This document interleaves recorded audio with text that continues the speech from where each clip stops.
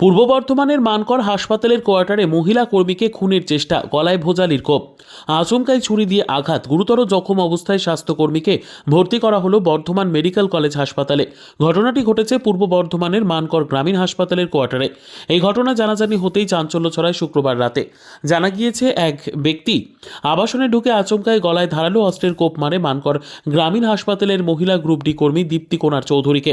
গুরুতর আহত মহিলা কর্মী দীপ্তি কোনার চৌধুরীকে হাসপাতালের কর্মীরা উদ্ধার করে প্রথমে মানকর গ্রামীণ হাসপাতালে নিয়ে যান। সেখানে প্রাথমিক চিকিৎসার পর বর্ধমান মেডিকেল কলেজ হাসপাতালে স্থানান্তরিত করা হয়। আচমকা এই ঘটনায় হাসপাতাল জুড়ে আতঙ্কিত হাসপাতালের অন্যান্য কর্মীরা। হাসপাতালের নার্স ও চিকিৎসকদের মধ্যেও আতঙ্ক ছড়ায়। হাসপাতালে নিরাপত্তার অভাব রয়েছে বলে অভিযোগ করেন জখম কর্মীর পরিবার পরিজন। খবর পেয়ে ঘটনাস্থলে পৌঁছয় বুদবুদ থানার পুলিশ গোটা ঘটনার তদন্ত শুরু করেছে। আচমকায় ছুরি দিয়ে আঘাত, গুরুতর জখম অবস্থায় স্বাস্থ্যকর্মীকে ভর্তি করা হলো বর্ধমান মেডিকেল কলেজ ও হাসপাতালে। ঘটনাটি ঘটেছে শুক্রবার পূর্ব বর্ধমানের মানকর গ্রামীণ হাসপাতালে। আবাসনে ঢুকে দুষ্কৃতীরা আচমকায় গলায় ধারালো অস্ত্রের কোপ মারে মানকর গ্রামীণ হাসপাতালের মহিলা গ্রুপ ডি কর্মী দীপ্তি কোনার চৌধুরীকে। গুরুতর আহত মহিলা কর্মী দীপ্তি কোনার চৌধুরীকে হাসপাতালের কর্মীরা উদ্ধার করে প্রথমে মানকর গ্রামীণ হাসপাতালে নিয়ে যান। সেখানে প্রাথমিক চিকিৎসার পর বর্ধমান মেডিকেল কলেজ ও হাসপাতালে স্থানান্তরিত করা হয়। আচমকা এই ঘটনায় হাসপাতাল জুড়ে আতঙ্কিত হাসপাতালের অন্যান্য কর্মীরা। হাসপাতালের নার্স ও চিকিৎসকদের মধ্যেও আতঙ্ক ছড়ায়। হাসপাতালের নিরাপত্তার অভাব রয়েছে বলে অভিযোগ করেন জখম কর্মীর পরিজন। খবর পেয়ে ঘটনাস্থলে পৌঁছয় বুদবুদ থানার পুলিশ গোটা ঘটনার তদন্ত শুরু করেছে।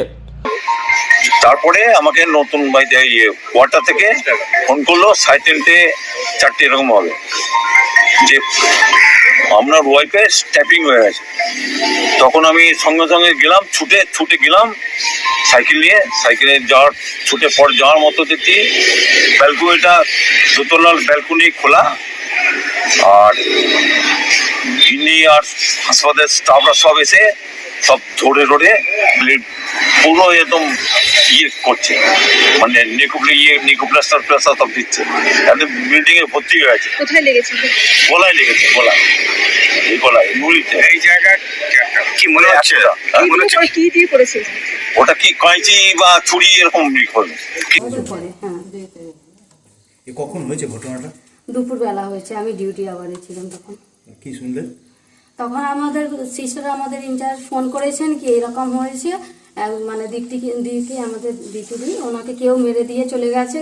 তখনও আমরা ভাবলাম এমনি কেউ মেরে দিয়ে চলে গেছে। তারপরে উনি আমাদের গ্রুপে ছবি পাঠিয়েছেন, তখন মানে আমরা ওইখানে থেকে মানে আনানোর ব্যবস্থা করা হলো।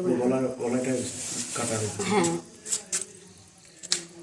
পুলিশের কি কোনো স্মৃতি এসে হঠাৎ করে গলায় এরকম আঘাত করে?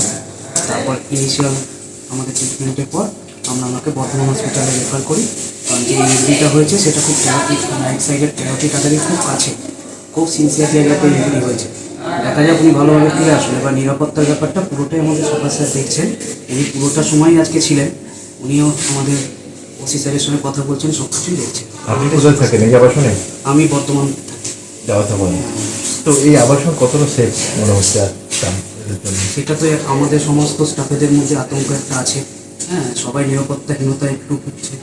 তো আমরা বলেছি স্যারকে, স্যার উনি দেখছেন, সুপার স্যারও দেখছেন।